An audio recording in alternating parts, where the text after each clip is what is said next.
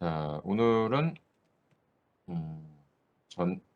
도시이고 그리고 전근대를 보는 건데 지난 시간에 이어서 지난 시간에 우리가 중세에 들어간 약간 암흑기에 들어간 거를 봤었죠.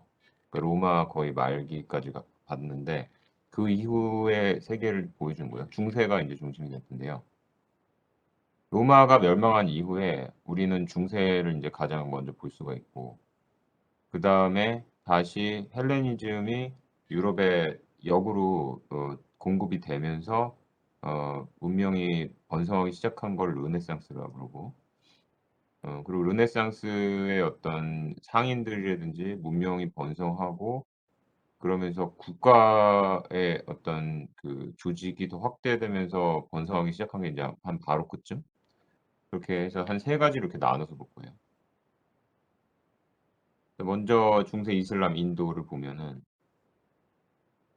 비슷하기 때문에 인제 같이 보는 건데 자 그리고 이걸 또 보는 이유 중에 하나는 유럽 같은 경우는 중세에 들어가면서 종교 시대로 들어가서 문명적으로는 굉장히 암흑기에 들어가거든요.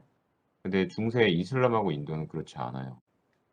그 뭐 카톨릭 교회의 지배를 받지 않았기 때문에 이전처럼 계속 연속성 있게 지속이 되고 있었어요. 오히려 어떻게 보면 더 번성했다고 볼 수가 있는 건데 이슬람 제국은 지금 보는 것처럼 아프리카 북부 그리고 지금 오늘날 얘기하는 중동, 아프리카 북부로부터 중동에서부터 이어져서 지금 스페인, 포르투갈까지 이렇게 돼 있죠.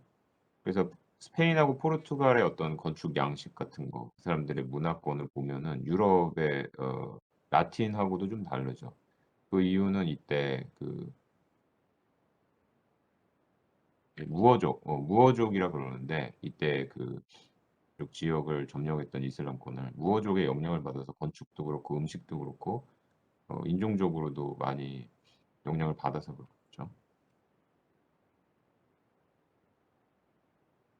인제 그리고 역시 알렉산더 대왕의 그 헬레니즘의 영향도 이슬람이 또 반대로 받았어요. 그래서 알렉산더 대왕 그리고 그 이후에 이어진 로마의 영향이 도시의 어떤 윤곽에 큰 영향을 미쳤죠. 그러니까 둘 다 알렉산더도 그렇고 그러니까 그리스도 그렇고 로마도 그렇고 도시를 어떻게 건설하는지 기반 시설을 어떻게 만드는지에 대한 규칙이 확실하게 있었기 때문에 가로망의 기하학적인 형태라든지 아고라를 어떻게 만들고 그 안에 어떤 시설을 갖추는지 등등이 뭐 지역하고 상관없이 공통적으로 나타났잖아요. 그래서 그 영향받은 게 알렉산더가 그 이슬람을 번까지 이렇게 확장을 하면서 거기에 인제 남겨진 도시에도 그 흔적이 확실하게 남았던 거예요. 그러다가 흥미로운 점은 오늘 강의에서 인제 흥미로운 점은 다시 그 헬레니즘 문명 그 지배를 벗어나서 다시 이슬람 도시로 인제 전환이 됐을 때 이전에 그 그리스 로마 문명이 만들어 놨던 도시 구조에 어떤 변화가 생겼는지가 흥미로운 포인트예요. 기존에 그 굉장히 사람들이 모여 가지고 의견을 개방적으로 주고받고 하던 그런 아고라 광장의 역할이 모스크가 되고 그리고 아케이드 아까 지난 시간에 봤던 그 상업가로 생각나죠? 그래서 길 옆에 열주가 있고 열주 뒤로 비 맞지 않는 통로가 지붕이 덮여 있는 통로가 있고 통로 안에 상점이 쫙 있었잖아요. 그게 오늘날에도 이태리 가면 특히 밀라노 같은 쇼핑 그런 오래된 쇼핑 상점 상업가로가 많이 발생하는 데 가 보면은 그런 전형적인 이태리의 아케이드가 있거든요. 그리고 우리가 많이 쓰는 그 아케이드의 원형이 바로 인제 이태리에서 나온 건데 그런 로마 시대에 만들어졌던 상업가로가 또 구조적으로 변형을 거쳐요. 그러니까 구조적 변형은 아니고 형태적으로 이렇게 리모델링이 돼요. 히랍식으로. 근데 그게 어떤 거 히랍이 아니고 저기 이슬람식으로. 어떻게 하냐면 얘네들은 재밌는 게 그 기후 때문인지 그냥 그 길에다가 지붕을 만들어서 덮어 버려요. 실내 공간으로 만들어 버려요. 그리고 기능은 여전히 상업 공간이에요. 이름은 인제 이슬람권에서는 수크라고 부르고 그게 시장이 되는 거고요.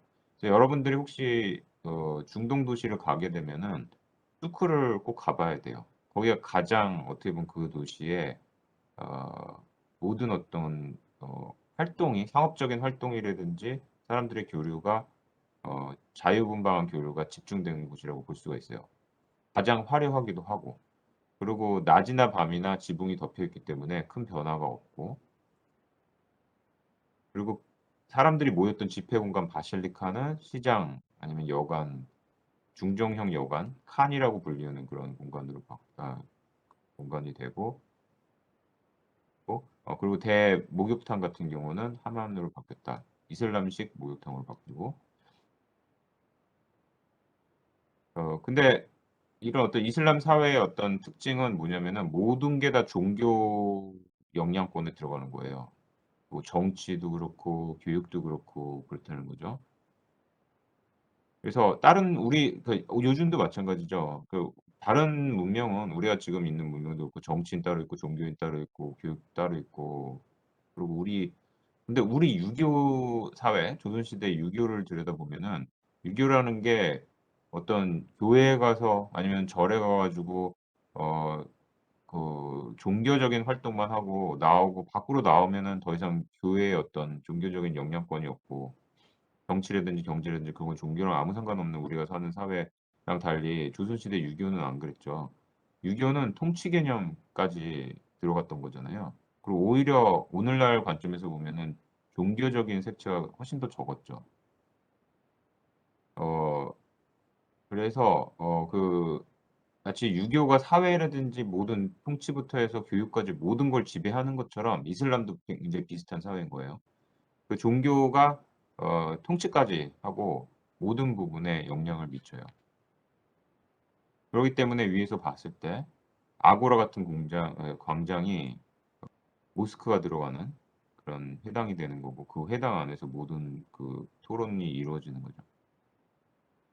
그래서 그런 면에서 이전에 알렉산더가 다스리던 시기랑 정치 체계가 많이 바뀌었다는 거. 근데 다른 점이 있다 그러면은 헬레니즘 아니면 로마 같은 경우는 어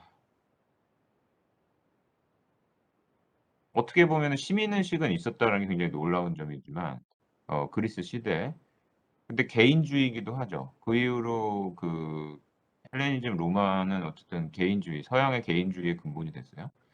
근데 지금 이 이슬람 사회는 굉장히 공동체 의식, 모든 것을 이렇게 다 공동체 안에서 결정을 하고 뭐 가족 단위 뭐 이렇게 되는 게 아니라 훨씬 더 확장된 종교가 지배하는 세계의 공동체의 일원이 되는 거죠.